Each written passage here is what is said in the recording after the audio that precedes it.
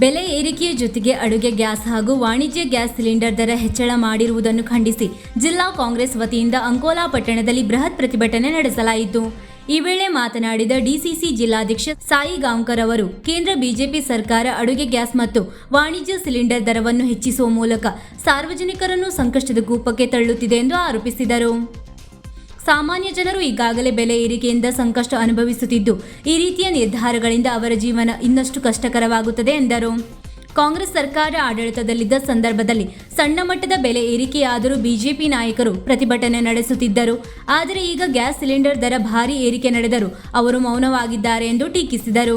ಮಹಿಳೆಯರಿಗೆ ಒಲೆ ಉರಿಸಬೇಡಿ ಎಂದು ಗ್ಯಾಸ್ ನೀಡಿದ ಸರ್ಕಾರವೇ ಈಗ ಏಕಾಏಕಿ ಅಡುಗೆ ಸಿಲಿಂಡರ್ ದರವನ್ನು ₹60ಕ್ಕೆ ಹಾಗೂ ವಾಣಿಜ್ಯ ಸಿಲಿಂಡರ್ ದರವನ್ನು ₹115ಕ್ಕೆ ಹೆಚ್ಚಳ ಮಾಡಿರುವುದು ಜನರ ಹೊಟ್ಟೆಗೆ ಹೊಡೆದಂತಾಗಿದೆ. ಮಹಾತ್ಮ ಗಾಂಧೀಜಿಯವರ ಕನಸಿನ ಯೋಜನೆಯಾದ ನರೇಗಾ ಯೋಜನೆಯನ್ನು ಮಾಜಿ ಪ್ರಧಾನಿ ಮನಮೋಹನ್ ಸಿಂಗ್ ಜಾರಿಗೆ ತಂದಿದ್ದರು. ಆದರೆ ಅದನ್ನು ದುರ್ಬಲಗೊಳಿಸುವ ಪ್ರಯತ್ನಗಳು ನಡೆಯುತ್ತಿದೆ ಎಂದು ಅವರು ಆರೋಪಿಸಿದರು. ಇದೇ ರೀತಿ ಬೆಲೆ ಏರಿಕೆ ಮುಂದುವರೆದರೆ ಮುಂದಿನ ದಿನಗಳಲ್ಲಿ ಗ್ರಾಮ ಮಟ್ಟದಲ್ಲಿಯೂ ಕಾಂಗ್ರೆಸ್ ಪಕ್ಷ ಪ್ರತಿಭಟನೆಗಳನ್ನು ನಡೆಸಲಿದೆ ಎಂದು ಎಚ್ಚರಿಸಿದರು. ಕೆಪಿಸಿಸಿ ಜಿಲ್ಲಾ ಉಪಾಧ್ಯಕ್ಷ ಶಂಭು ಶೆಟ್ಟಿ ಮಾತನಾಡಿ, ಕೇಂದ್ರ ಸರ್ಕಾರದ ನೀತಿಗಳಿಂದ ಸಾಮಾನ್ಯ ಜನರ ದೈನಂದಿನ ಜೀವನಕ್ಕೆ ತೊಂದರೆ ಉಂಟಾಗಿದೆ. ಸರ್ಕಾರ ಜನಸಾಮಾನ್ಯರ ಹಿತಾಸಕ್ತಿಯನ್ನು ಕಾಪಾಡುವ ಬದಲು ಕೇವಲ ಹಿಂದುತ್ವವನ್ನು ರಾಜಕೀಯ ಅಸ್ತ್ರವಾಗಿ ಬಳಸುತ್ತಿದೆ ಎಂದು ಟೀಕಿಸಿದರು.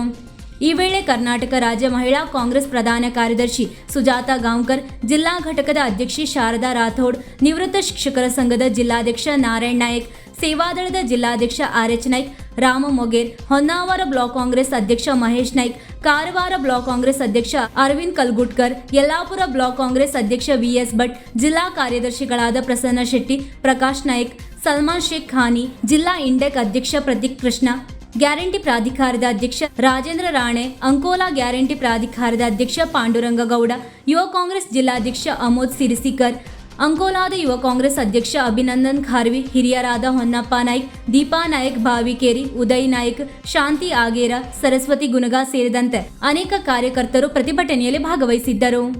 ಅಂಕೋಲಾ ಬ್ಲಾಕ್ ಕಾಂಗ್ರೆಸ್ ಅಧ್ಯಕ್ಷ ಮಂಜೇಶ್ವರ್ ನಾಯಕ್ ಸ್ವಾಗತಿಸಿ ಪ್ರಾಸ್ತಾವಿಕವಾಗಿ ಮಾತನಾಡಿದರು. ಜಿಲ್ಲಾ ಪಂಚಾಯತ್ ಮಾಜಿ ಸದಸ್ಯ ವಿನೋದ್ ಬಾಸ್ಗೌಡ ವಂದಿಸಿದರು. ಏನು ₹60 ಏರಿಸುವುದನ್ನು ಬಿಟ್ಟು ಜನಸಾಮಾನ್ಯರಿಗೆ ತೊಂದರೆಯಾಗದ ರೀತಿಯಲ್ಲಿ ನಡ್ಕೊಳ್ಬೇಕಾಗಿತ್ತು. ಮೊದಲು ಜನರಿಗೆಲ್ಲವರಿಗೂ ಬಡವರಿಗೆ ಕಡು ಬಡವರಿಗೆ ಸಿಲಿಂಡರ್ನ ಕೊಡ್ತಿದ್ರು. ನೀವು ಒಲೆಯನ್ನು ತೆಗೆದಾಕ್ರಿ, ಇನ್ನು ಮುಂದೆ ನೀವು ಮನೆಯಲ್ಲಿ ಒಲೆಯಲ್ಲಿ ಬೆಂಕಿ ಮಾಡೋದು ಬೇಡ, ಗ್ಯಾಸ್ ಸಿಲಿಂಡರ್ನ ಕೊಟ್ಟು ಪುಕ್ಕಟ್ಟಿಯಾಗಿ ನಾವು ನಿಮಗೆ ಪುಕ್ಕಟ್ಟಿಯಾಗಿ ಕೊಡ್ತೀವಿ, ಆರಾಮ್ಸಿರಿ ಅಂತ ಕೇಂದ್ರ ಸರ್ಕಾರ ಘೋಷಣೆ ಮಾಡಿ ಅದನ್ನು ಇವತ್ತು ತೆಗೆದು ಹಾಕಿದೆ. ಒಲೆ ಇದನ್ನೆಲ್ಲ ಬಡವರು ತೆಗೆದುಹಾಕಿದ್ದಾರೆ. ಯಾವ ರೀತಿ ಬಡವರು ಬದುಕಬೇಕೆಂಬುದನ್ನು ನೀವು ಚಿಂತನೆ ಮಾಡಬೇಕಾಗಿದೆ. ಹಾಗಾಗಿ ನಮ್ಮ ಪ್ರತಿಭಟನೆ ಈ ಒಂದು ಗ್ಯಾಸ್ ಸಿಲಿಂಡರ್ ಏರಿಸೋದಕ್ಕಾಗಿ, ಬೆಲೆ ಏರಿಕೆಗಾಗಿ ನಾವು ಪ್ರತಿಭಟನೆಯನ್ನು ಮಾಡ್ತಾ ಇದ್ದೇವೆ. ಈ ಸಿಲಿಂಡರ್ ಬೆಲೆ ಏರುವುದರಿಂದ ಅಗತ್ಯ ವಸ್ತುಗಳ ಎಲ್ಲ ಬೆಲೆಗಳು ಏರಲು ಆರಂಭಿಸಿವೆ. ಏನು ಹೋಟೆಲ್ನಲ್ಲಿ ತಿಂಡಿ ತಿನಿಸು ತಿಂತೇವೋ 10, 20, 30 ರೂಪಾಯಿ ಏರ್ತಾ ಇವೆ. ಇದೆಲ್ಲ ಹೊರೆ ಬಡವರ ಮೇಲೆ. ಹಾಗಾಗಿ ಪ್ರಥಮದಲ್ಲಿ ನಾವು ಬೆಲೆ ಏರಿಕೆ ಬಗ್ಗೆ ನಾವು ಪ್ರತಿಭಟನೆಯನ್ನು ಮಾಡ್ತಾ ಇದ್ದೇವೆ. ಇನ್ನೊಂದು ನರೇಗಾ ಬಗ್ಗೆ ತಮಗೆ ಗೊತ್ತಿರಬಹುದು. ನರೇಗಾವನ್ನ 2005ರಲ್ಲಿ ಮನಮೋಹನ್ ಸಿಂಗ್ ರವರು